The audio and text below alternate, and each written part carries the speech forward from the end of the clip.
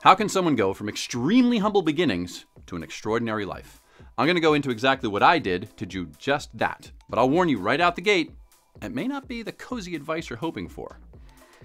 I'll give you the simple yet profound strategy that can elevate every aspect of your life, your career, your happiness, your self-confidence, and even your love life. I'll share how this strategy took my life from rags to nicer rags, and how you can get started on it in your own life. Now, why isn't this cozy advice? Stick around. It'll all make sense soon. Speaking of nicer rags, can you name the person who refused to accept the hand they were dealt and went from the welfare line to the billionaire list? Put your guess in the comments. You might be asking yourself, is this something I can do? Or maybe, is this something I should do?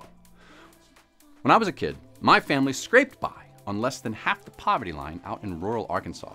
And you can learn a lot by growing up in a small town. Hard work, resourcefulness, and above all, resilience. But I always knew I wanted more. So when I was 19, I moved to a college town 2 hours away to sling burgers at a fast food joint. Often getting by on the expired sandwiches that were bound for the garbage bin. That was rough. But it was the first step into the unknown. And if I can move 2 hours away from home in a $600 Army Green van as old as I was, then yes, you can do this. Should you? Well, are you happy? Like, are you really happy? Do you want more from life than you have now? And then ask yourself not, can I do this? But how can I do this? Knowing you want change is one thing. Figuring it out is another. So what's the first real action you can take? Another story.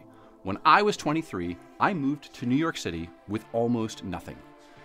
And I took any job that I could find. The first one was temping at a religious nonprofit where I did tech support. They hired me on permanently in my first week, and I worked there for 2 years, learning everything I could, and also making connections that would start the next phase of my life. You start by taking that first leap. My leaps led me from temp jobs to starting my own company, from counting pennies to buy a pack of crackers to tech jobs at Microsoft and Yahoo, and a life I never imagined. Start where you are, use what you have, and do what you can. Step outside your comfort zone. How? Get a new job, move to a new city, talk to new people, take a class, attend a seminar, buy an online course. If you always do the safe thing, you'll never grow. You have to face challenges and overcome them to level up what you can handle and what you can dream. You build strength by lifting weights that are heavier than everyday objects. You build capability by taking on more than everyday tasks. Real growth comes from facing challenges. How do you keep pushing forward when it's hard? One of the highest compliments I ever received was an offhand remark several years ago from the IT manager of a training company where I worked. I was doing a database certification training class at a hotel out in Orange County, California. There was a logistics snafu followed by a weather delay, which meant that we had no books and no computers for the first 4 days of a 9-day hands-on training class. People were disgruntled. I got incredible support from the company to make things as right as we could. But all I had to go on was my own personal laptop, printouts of the slides I was teaching from, and my unrelenting determination to make the best of it. For that particular class, it wasn't my experience with database administration or my skills as an instructor. It was how I dealt with the adversity of the situation and the positive attitude I showed up with day after day to a room full of rightly aggravated students in a fairly expensive course.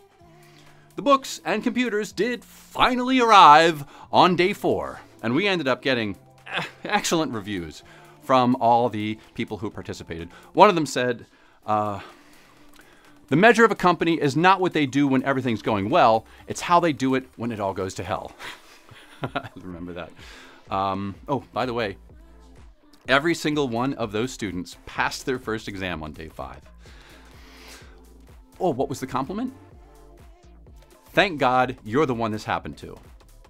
My IT guy knew that I could handle it. In a way, I had spent my life preparing myself to handle just that kind of chaotic situation. It's sometimes hard as hell, and that's a good thing. How do you keep pushing forward when it's so hard you don't even know if it can be done? Believe you can, and that you will, and that you will not stop until you do. You're the Terminator. It absolutely will not stop. Ever. No, I should let you know. It doesn't always work out. I was homeless in New York City for a while. The company that I started failed. My first performance review at Microsoft was absolutely abysmal. Taking risks means risking failure. But like I say, you can't win if you don't play. A better life requires a better you. A better you happens by stretching beyond your current limits. And that means taking on things you don't think you can handle. Humans are not meant for comfort. We're made for adventure. You have to strike out, and sometimes strike out, to grow, to get stronger, and to find happiness. The only way you can level up is by taking that first step. In this case, that first step is a leap of faith in yourself. What is a small step that you can take today that might lead to big changes tomorrow? Share some ideas in the comments. Hey there, Editor Mickey here. I may have forgotten something. So who did go from the welfare line to the billionaire list? That was none other than Harry Potter author J.K. Rowling.